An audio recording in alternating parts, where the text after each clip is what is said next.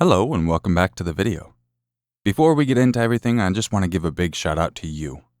I know I say this a lot, but the channel would not be where we are without you all. I knew nothing about video or audio when I got into this all, so it was all trial and error. And throughout the time, every one of you have been in the comments to help me out throughout the way, let me know what works, what doesn't, and that means a lot to me. And that's also a nice segue into today's video sponsor, Skillshare. Skillshare is an online learning community with thousands of classes for anyone who loves learning and who wants to explore their creativity and learn new skills. Seriously, from fishing to audio to movies, you want to learn something, Skillshare has you covered. Make sure to click the link below to start learning today, and they are hooking the first 1,000 people up with a first month of Skillshare. Seriously, the first 1,000 people get a month for free to learn whatever they would like. I know another skill I've been very much into is cinematography. I've wanted to do a short film, but I really know nothing about it. But Skillshare had me covered. I did a cinematography basics class by Zach Mulligan, and it is perfect for beginners like me who don't know anything about it. Everyone should take a little time to invest in themselves, and whether it be a new skill you want to learn or a new hobby you want to pick up, Skillshare has what you're looking for. I know one of the next courses I will be doing will be on acrylic paints, because I've recently been getting into that and I could very much use some pointers. Is there a skill you've been wanting to learn but haven't even known where to start? Well, Skillshare is the perfect place to start. Once again, be one of the first 1,000 people to click the link in the description and get 1 month of Skillshare for free. Start your learning today! Big shout out to Skillshare for sponsoring this video. And without any further ado, let's begin. And as usual, this video may be disturbing to some viewers. Viewer discretion is advised.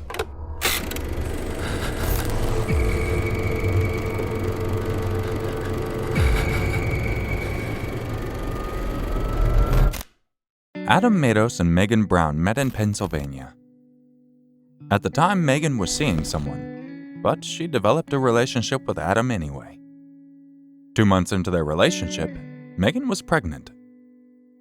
She gave birth to a son. She named him Ishmael Tristan Santisteba.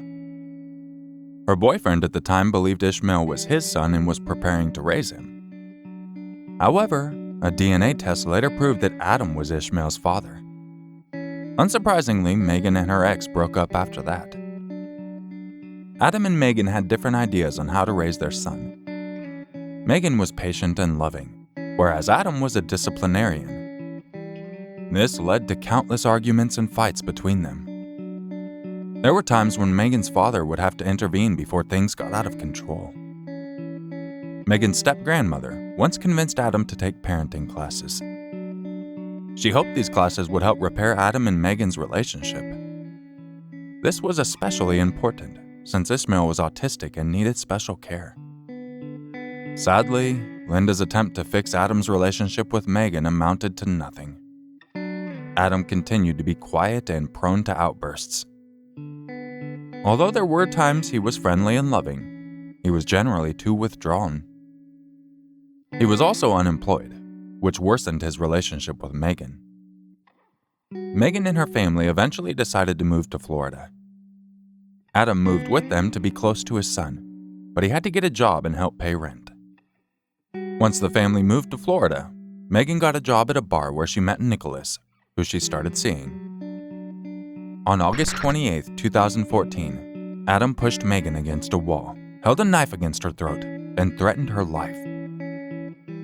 He had been acting violent for a while now, and Megan had even told her coworkers about it. Adam didn't end up hurting Megan. When Ishmael woke up, Adam took off. Megan was too afraid to leave the house after that. She called 911. Ma'am,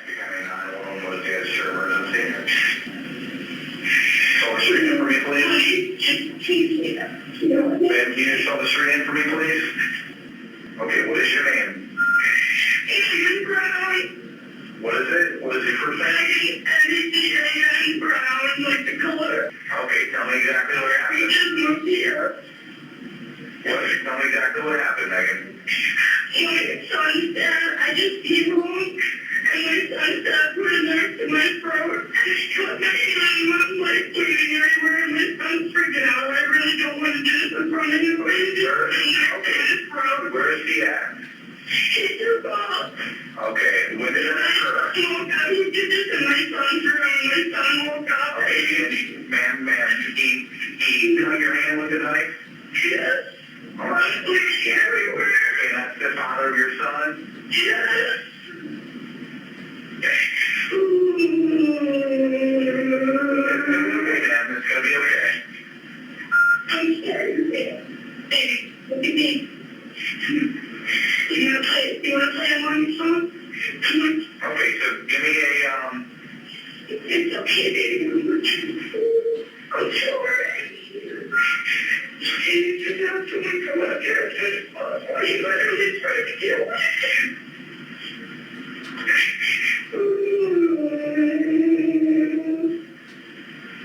okay, you left the vehicle on foot. On foot, he doesn't have a license.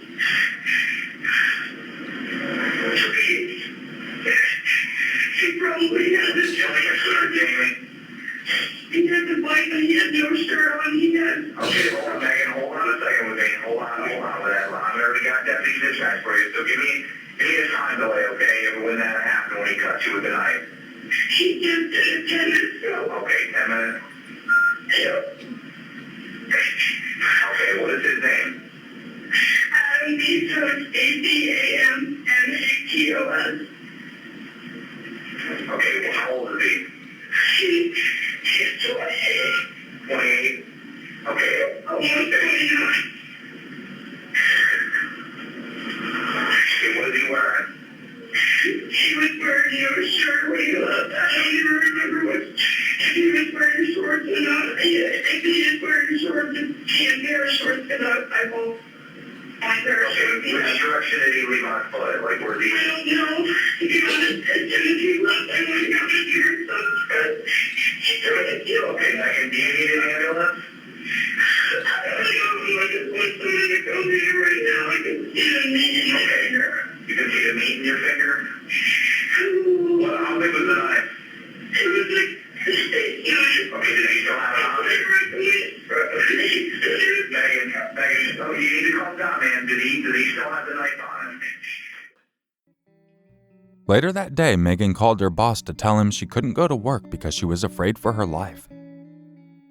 Her boss was the last person the police confirmed Megan spoke to before Adam killed her. At 11:45 that night, gunshots rang in the neighborhood. Adam had shot Megan and her father before bludgeoning Megan's mother and Nicholas with a hammer.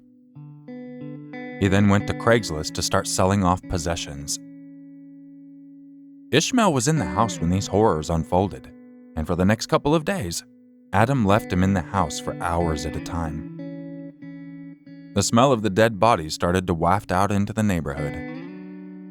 Linda Thomas eventually got in touch with local authorities and asked them to conduct a welfare check, since she hadn't heard from Megan since August 28th. The police went over to Megan's home. They found a lot of blood in the house, the garage, and in the family van. They then discovered 4 bodies rotting 1 mile away from Megan's home. Meanwhile, Adam was on the run with Ishmael. He had taken a cab to a bus terminal, but since there weren't any buses leaving that day, he booked a room in a nearby motel. The police tracked him to said motel and arrested him. During his trial, Adam argued that he was acting in self-defense, but was convicted on all counts of first-degree murder. The only surprise was that he didn't get the death penalty. Timothy Wilson had a history of child abuse, dating back to his marriage with Amanda Powell. They were together while Timothy was on military duty in Washington. At the time, Amanda had 2 children of ages 2 and 4. She thought Timothy was a kind man, until she noticed how controlling and abusive he was. Timothy also threatened Amanda. He wouldn't even let her drive the family car, nor befriend other military wives. One day, Amanda got into a fight with Timothy. She was trying to protect her children from him. She wound up breaking his nose with a jewelry box. But when the military police showed up, they took her away, and she ended up in jail. Timothy and Amanda eventually broke up, Timothy remarried and took his violence to a new level with his new stepson. Kristen Swan did not stop him from torturing the 11-year-old boy, who looked miserable and was 9 kilos underweight. What Timothy did to that young boy is unbelievable. He hung him upside down by his ankles and battered him with a wooden spoon and back scratcher. He also used his fists. As a result, the poor boy was nursing injuries all over his body. Then January 2021 arrived. The whole family went out for dinner at a restaurant called Mrs. Potato. Timothy wouldn't let his stepson order food.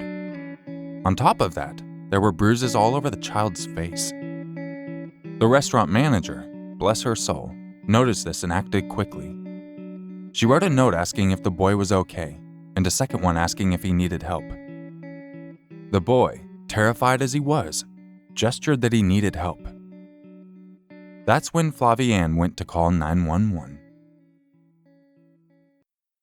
Orlando Police 911, this is Fahad on the recorded line. What's the address of your emergency? Yes. All right, do you need the police or the paramedics there? I don't know. I need you. I don't know what to do. I'm a manager of a restaurant, and we have some customers here with 2 kids.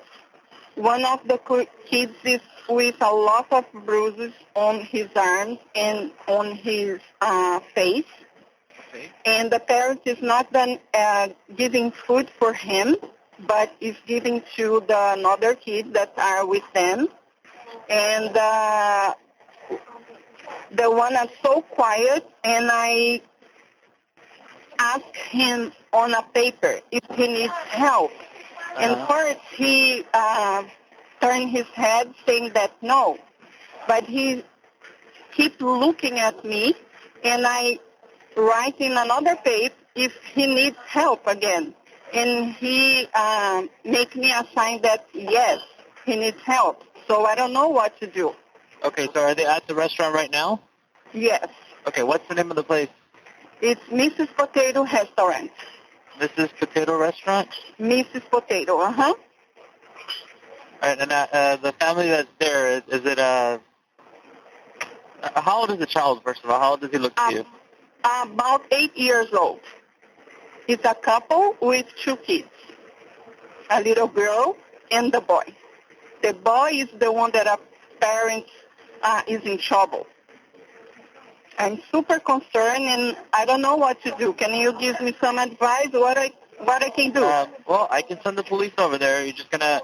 The only thing is they have to be there. The police has to be able to see them when they get there, so they can talk to the child. It's the only thing we can say. What's your name? Oh, my name is Flavianne. Flavianne? Mm-hmm. Okay, what's a good phone number to reach you? Qual que é o telefone daqui? 290. Just a second. Just a second. I need to confirm. I'm so nervous right now. Okay. Okay? They are about to leave in about 10 to 15 minutes. Okay, hold on. All right, Flavianne, I'm going to go ahead and send the police over to you. We're asking everybody that's meeting with the officers if you've had the flu, any flu-like symptoms, or had contact with somebody that has recently? No. Okay. Also, how many people did you say were there in total again? I'm sorry? It's a family of 4, 2 kids and 2 adults. One family kid of 4, about... so 2 kids and 2 adults? Yes. Okay. And the other kids are being treated fairly from what it looks like? I'm sorry? The other kids look like they're being treated fairly? No, just the boy is with bruises and he's not eating. The others are eating. And when we get their orders, we ask what the boy is going to eat. And the father, the man said, no, he's not going to eat anything. He's going to have his dinner at home. And the 3 is eating, and the boy is separate from them, and they give anything to him. Okay. All right. Well, just keep an eye on them. Of course, you can't stop them from leaving or anything, but I will let the police will come out there as soon as possible. Just call us back if anything changes before they leave. Just to confirm also, do you see any weapons on anybody? No. I Okay, don't did you saw ever any see weapon. him being assaulted in any way or anything like that, or no? No. Okay, got it. All right, no problem. Thank you. Thank you. Bye-bye. The authorities arrived just minutes later and saw the wounds on the young boy's face. One of the officers that interviewed him had almost broken down crying when she heard his story. The injuries were so severe that the authorities believed that the case would have become a homicide case if the manager didn't call 911. When police talked to his mother, Kristen, she informed them that she knew about the abuse, but she didn't do anything to stop it. The police charged Timothy with child abuse and neglect, and Kristen with neglect. As the case unfolded, more details came to light about Timothy's parenting style. He starved his stepson for not completing certain exercises, and even placed cameras around the house to spy on him. Shamaya Lynn was speaking to a work colleague on a Zoom call in her home when her 2-year-old son found a loaded handgun in the apartment. The gun belonged to Viandre Avery, the toddler's father. Sadly, Shamaya's toddler accidentally shot her in the head during the Zoom call. Shamaya's colleague frantically dialed 911. Shortly after, Viandre returned home to the horrifying scene of his girlfriend lying dead on the floor. He too immediately dialed 911.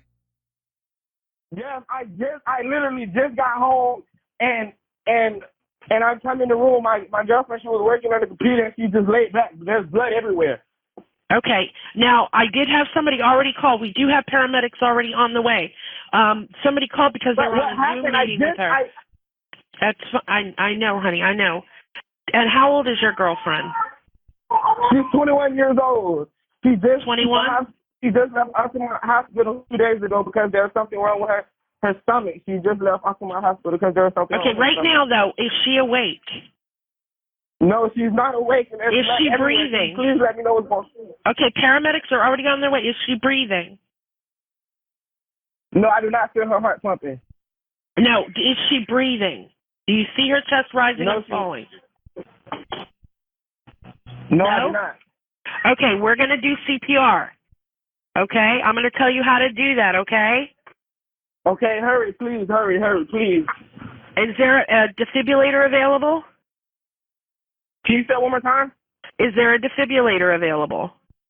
I don't know what that is, no. Okay, that's fine. What you're going to do is lay her flat on her back on the floor, nothing underneath her head. Tell me when that's done.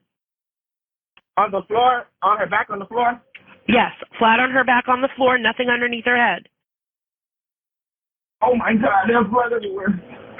I'm sorry, honey, but we're going to go ahead and do CPR on her. Just let me know when she's flat on her back on the floor. Okay. All right, you're going to place the heel of your hand on her breastbone. Put your other hand on top of that hand. You're going to pump her. You're going to take the heel of your hand.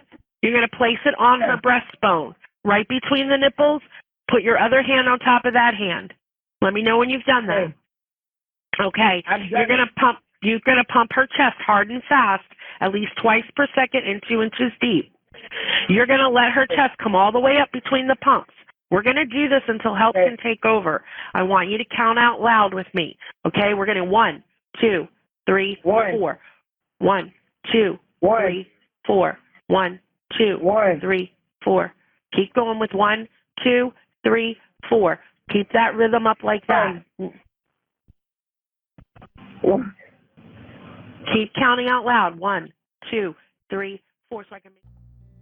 When all was said and done, the authorities charged Viandre with manslaughter and failure to securely store a firearm.